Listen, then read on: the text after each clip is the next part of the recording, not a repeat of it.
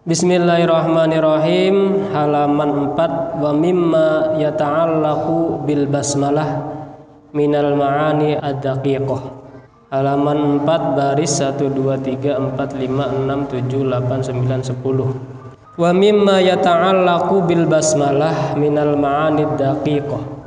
Di antara makna-makna yang terkait dengan Bismillahirrahmanirrahim, ini banyak sekali makna yang sangat halus yang menjadi rahasia.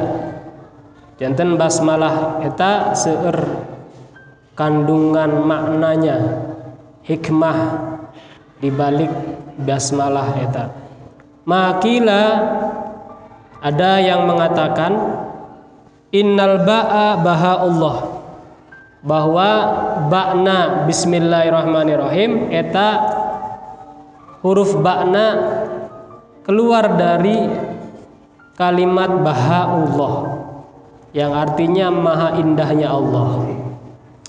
Wasinu sana'ullah, dan sinnya itu adalah dari kalimat sana'ullah yang artinya kemahaagungan Allah.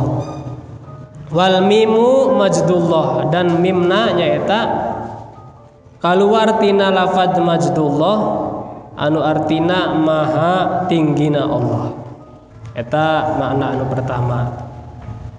Jadi ba sin mimna eta mengandung semua makna-makna yang mengagungkan Allah.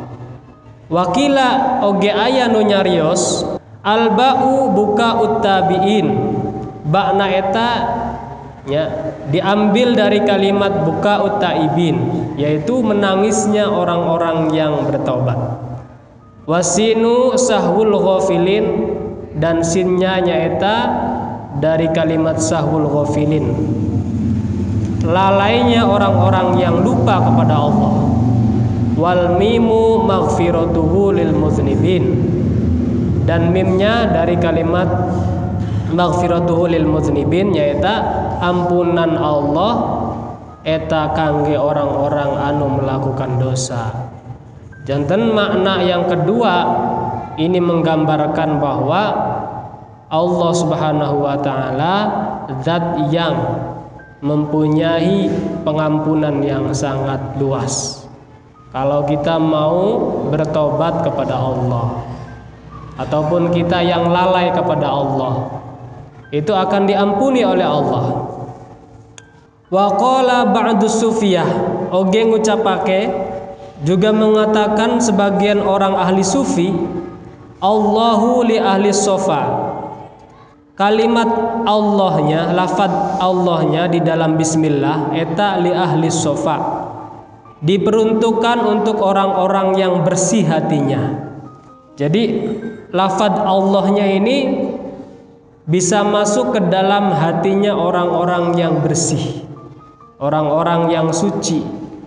Jadi yang ada di dalam hatinya orang-orang itu adalah Allah, bukan yang lain. Jadi seluruh hatinya itu diisi dengan Allah, sehingga tidak ada keinginan lain, tak aya kahoyong lain, tak aya anu diingat selain Allah, tak aya anu dizikiran kecuali Gusti Allah. Eta hatena orang-orang anu suci, li ahli sofa, termasuk orang anu belajar ilmu tasawuf, yaitu orang yang belajar mensucikan hatina. Ar-Rahmanu li ahlil wafa, lafad ar-Rahman nyaeta maha kasihna Allah kangge orang-orang anu menepati janji, untuk orang-orang yang menepati janjinya. Artinya orang yang menepati janji itu orang yang ucapannya bisa dipegang, bukan hanya sekedar bualan, tesa ukur nyariosna hungkul, tapi bisa dipertanggungjawabkan. Nah, ini ucapan kita itu akan semuanya dipertanggungjawabkan di hadapan Allah Subhanahu wa taala. Apapun yang keluar dari mulut kita itu semuanya nanti akan ada catatannya. Kalau zaman sekarang itu udah ada video, direkam huruf apa-apa yang muncul dari mulut kita itu semuanya direkam. Nah, kalau rekaman Allah itu dari mulai kita lahir sampai kita mati itu semuanya ada. Kalau rekaman CCTV hanya sebagian-sebagian aja. Tapi rekaman Gusti Allah eta bakal aya. Nah, ieu biasana diperuntukkan kangge orang-orang yang suka mengubar janji.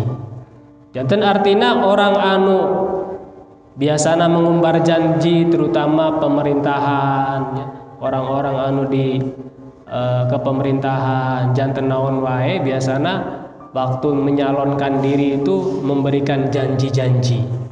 Nah, ini akan ditagih semuanya oleh Allah. Kalau dia menepati janjinya, maka Allah akan sangat cinta kepadanya. Ar-Rahim li ahlil jafa. Kemudian lafadz Ar-Rahim nyata diperuntukkan untuk orang-orang yang prihatin, orang-orang yang hidupnya dalam keprihatinan. Artinya prihatin teh kumaha? Orang yang di hidupnya prihatin itu bukan orang yang susah, tapi dia selalu berusaha untuk belajar memperbaiki dirinya setiap hari.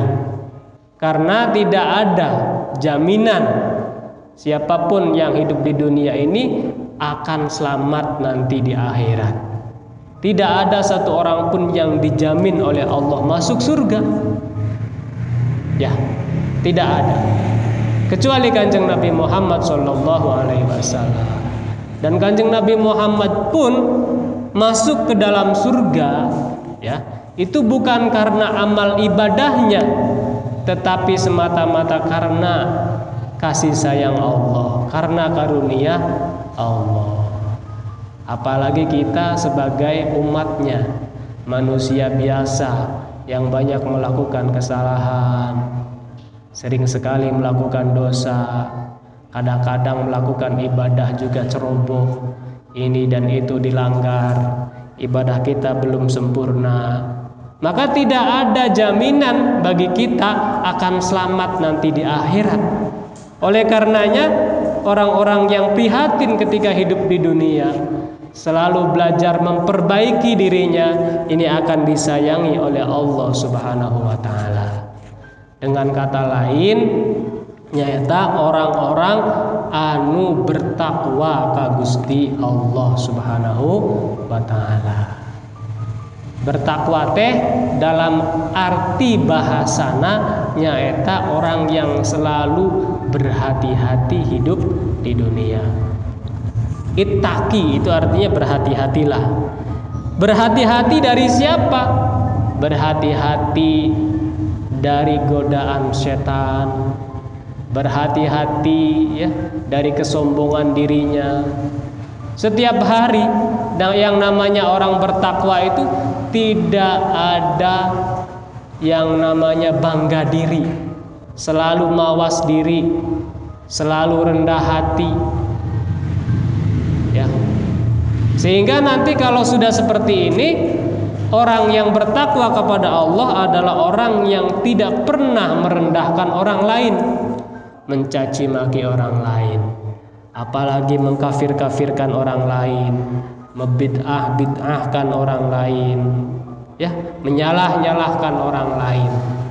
Karena dianya pun ini menganggap bahwa dia belum benar. Dia merasa hidupnya belum benar. Sehingga dia tidak ada alasan untuk menyalah-nyalahkan orang lain. Dan ciri-cirinya orang yang mau belajar benar adalah orang yang tidak pernah menyalahkan orang lain. Wa qalu, kemudian sebagian ahli sufi mengatakan auda'allahu jami'al ulum, Allah telah menitipkan semua ilmu, ya, semua ilmu fil ba'i, di dalam huruf ba. Semua pengetahuan yang ada di dunia ini semuanya dikumpulkan oleh Allah di dalam huruf ba. Ai bikana makana wa biyakunu ma yakunu. Artinya ba yang di sini ialah denganku, kata Allah, semuanya apapun akan terjadi. Wa biyakunu ma yakunu, dan denganku semuanya akan ditemukan. Dalam pengertian pemahamanna, ketika kita mempelajari suatu ilmu, maka eta pasti ilmu datangna ti Gusti Allah.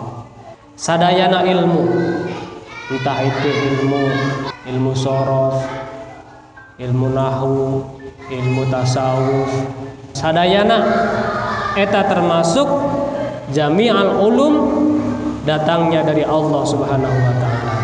Fa wujudul awalim bi wa laysa li ghairi wujudun haqiqiyun. Fa wujudul awalim bi, maka adanya alam ini ya karena aku, kata Allah. Wa laysa li ghairi wujudun haqiqiyun illa bil ismi, dan tidak ada wujud yang hakiki selain Allah, hanya sekedar nama saja. Janten tak aya wujud hakiki kecuali Gusti Allah Subhanahu wa taala. Sadayana eta saukur nami hungkul. Adanya langit, bumi dan isinya itu sekedar nama-nama. Wujudnya adalah wujud yang majazi. Sebab wujud yang hakiki nyata Gusti Allah Subhanahu wa taala. Nah, ini urang sadaya kedah memahami naon anu dimaksud wujud hakiki. Wujud hakiki ialah wujud yang ada dan tidak akan pernah sirna, dan keberadaannya tidak diawali dan tidak diakhiri. Nah, kalau wujudnya kita manusia itu wujud yang majazi, sebab wujudnya ada permulaan, ada akhirat. Dilahirkan dulu, saat cana dilahirkan orang tak aya.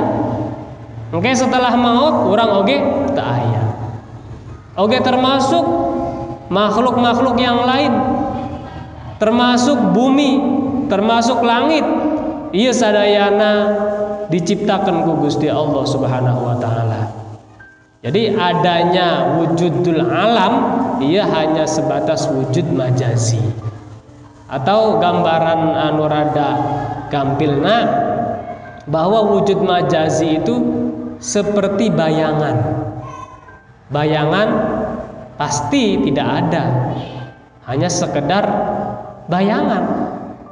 Atau sepertos orang ningali di kaca, melihat gambar kita di kaca. Ya, yang ada di dalam kaca, yang ada di tampilan kaca itu bukan wujud, hanya sekedar bayangan. Nah, Allah Subhanahu wa taala adalah wujudun hakikiyun. Kasih sayangnya Allah itu sudah dicurahkan ke dalam diri manusia,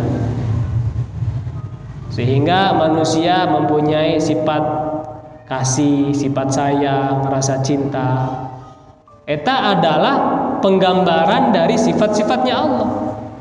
Dan semua yang ada pada diri kita itu adalah penggambaran dari sifat-sifat Allah Subhanahu wa taala.